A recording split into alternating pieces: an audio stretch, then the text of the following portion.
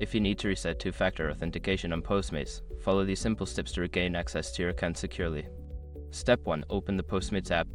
Launch the Postmates app on your mobile device or visit the Postmates website on your computer. Step 2. Go to Account Settings. Log into your account and navigate to your account settings. Look for the section related to security or two-factor authentication. Step 3. Select two-factor authentication.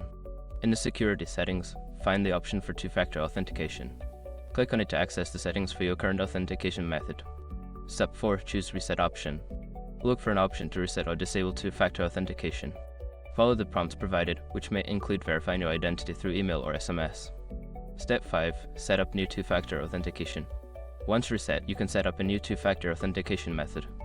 Choose your preferred method, such as SMS or an authentication app, and follow the instructions to complete the setup.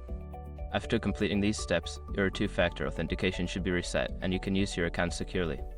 If you encounter any issues, consider reaching out to Postmates support for further assistance.